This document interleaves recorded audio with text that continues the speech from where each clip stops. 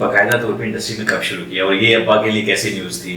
2001 मैंने ना जिस तरह 97 से मतलब मेरा स्टार्ट होता है करियर नॉर्मली, और उस करियर में मेरा ड्रामेटिक्स भी, जो मेरा ड्रामास करने का था, थिएटर करने का, वो भी 97 की ही बात है जब मैंने स्टार्ट किया। और 97 में मेरे दोस्त हैं ताहिर सईद, उनके छोटे भाई थे यासिर सईद। तो यासिर सईद एक थिएटर कर रहे थे, उस थिएटर का नाम, ड्रामे का नाम था डेस्पराडो। और डेस्पराडो में उनको एक रोल चाहिए था और वो रोल था गब्बर सिंह का। अच्छा। तो विद माय जो फिजिकल फीचर्स थे, तो उसमें उन्होंने कहा कि यार आप गब्बर सिंह बन जाएंगे। मैंने कहा हाँ। तो मैंने उससे फिर आई स्टार्टेड एक्टिंग, और उसके बाद फिर यासिर के साथ ज्यादा थिएटर करता रहा।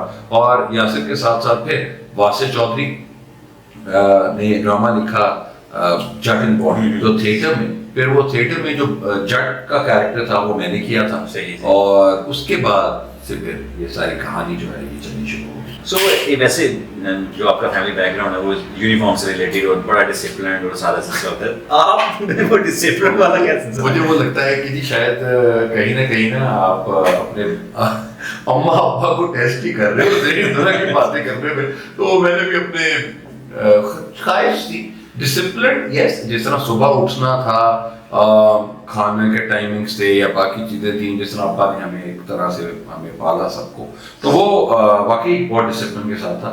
लेकिन वो डिसिप्लिन रहा, लेकिन कभी कभी होता है कि आपकी सोच में कोई डिसिप्लिन नहीं होता, कि यार you think weird, just weird things in life, और आप कहते हैं हाँ यार ठीक है ये कर लेते हैं। तो this is what I have been doing.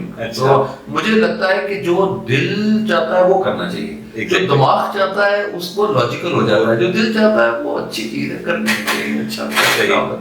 अच्छा, थिएटर आपने किया, आपने जिस समय आपने करियर अपने स्टार्ट किया थिएटर से, उस वक्त के थिएटर और आज के थिएटर में बहुत फर्क पड़ चुका है, या वो क्लास अलग है थिएटर की अभी भी चल रही है? नहीं, जो हम थिएटर करते थे वो अभी भी उसी तरह की हमारी, मतलब बहुत से जो बच्चे अब आ रहे हैं वो भी अपनी लेगेसी चला रहे हैं। थिएटर है अलहमरा में, बहुत सी जगह टाइम ऐसा दिया जाता है कि आपके थिएटर करें स्कूल के लिए, या कोई प्राइवेट थिएटर करना चाहता है वो बिल्कुल कर सकते हैं।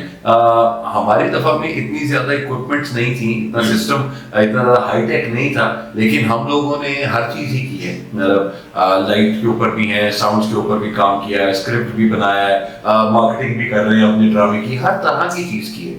तो मुझे लगता है कि वो 360 डिग्रीज जो है वो हमें जिंदगी में भी बहुत काम आते हैं। क्योंकि जो आप थिएटर में जब आप देखते हैं कि आप ये काम कर रहे हैं, तो उससे आपका कॉन्फिडेंस लेवल बहुत बढ़ता है, आवाज आपकी जो थ्रो है वो बहुत डिफरेंट होता है, लोगों के सामने गुफ्तगू करने का जो हिम्मत है आपकी वो बहुत ज्यादा ग्रूमिंग के लिए जो जबरदस्त।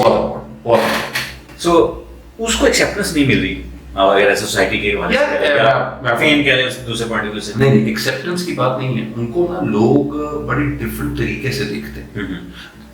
डिफरेंट तरीके से देखने का मतलब है कि लोगों को ये नजर आता है कि यार उसकी मेहनत नजर नहीं आती किसी को, कि यार आप एक चीज पे कितनी मेहनत कर रहे हैं कि आप लोगों को ये दिखा रहे हैं। It's all about story telling. आप देखें, आप आर्ट की बात करते हैं, कुछ भी है तो किसी न किसी की कोई इमेजिनेशन है, कोई कहानी है जो वो कहानी सुना रहा है, कभी वो रंगों में सुना रहा होता है, कभी बोल के सुना रहा होता है, वो इसी तरह ही है। लेकिन लोगों को इस चीज का अंदाजा नहीं होता, क्योंकि हम वो कौम है जो कि डॉक्टर्स और इंजीनियर्स बनाने की कोशिश कर रहे होते हैं या फिर ब्यूरोक्रेट्स बनाने की कोशिश कर रहे होते हैं। तो आर्ट वाली साइड पे कोई भी नहीं लेके जाता अपने बच्चों को। 21वीं सदी इस बात पे बेहतर है, और माँ बाप भी ज्यादा बेहतर हो गए इस बात पे कि उनके बच्चे भी अगर कोई एक्टिंग की तरफ या म्यूजिक की तरफ जाना चाहता है तो वो उसको हेल्प कर रहे होते हैं।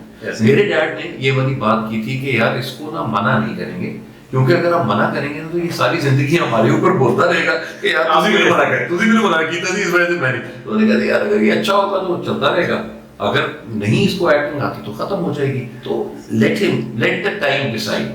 तो वो आहिस्ता आहिस्ता आहिस्ता अल्लाह ने करम। और मैंने अपनी अम्मी को एक बात कही थी, मैंने कहा आप प्लीज मेरे लिए दुआ जरूर कीजिएगा कि ये ना कीजिएगा कि ये ना करे, आप कहें अगर इसके लिए बेहतर है और अगर अच्छा है और इसमें कोई इज्जत कमा सकता है में अल्लाह ताला से दिए थे।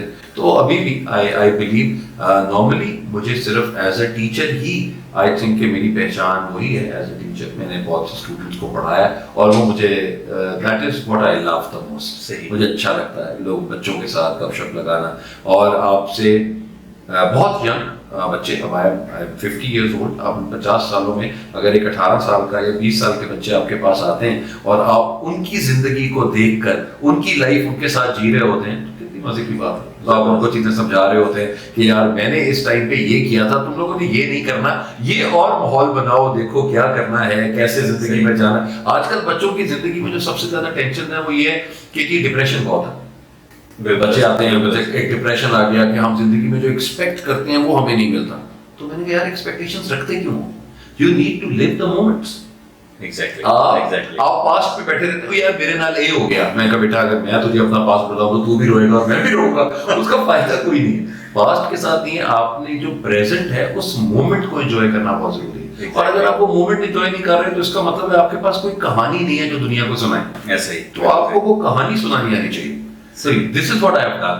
कहानियां जिंदगी के अंदर बहुत इंपॉर्टेंट। सही। अच्छा, आपकी लाइफ के डिफरेंट शेड्स हैं, हम देखते भी रहते हैं। इसमें आपने स्टार्ट किया कि मैंने फोर्सेस ज्वाइन करनी है, वो क्विट किया, और फिर उसके बाद आप आगे एजुकेशन की तरफ भी आगे, साथ साथ आप थिएटर भी चल रहा है, ये भी चल रहा है। ज्यादा मजा आपको, अगर मैं सिर्फ इंडस्ट्री के बारे से पॉइंट ऑफ व्यू से बात करूँ, थिएटर में मजा ज्यादा आया? होस्टिंग भी हम आपको देख रहे हैं, एक्टिंग भी देख रहे हैं हम आपको, तो कौन सी चीजें जो हम जो एक्सपेक्ट मजीद आगे करने वाले हैं कि आप इसी फील्ड में रहते हो? आई लव टीचिंग, मुझे बहुत अच्छा लगता है।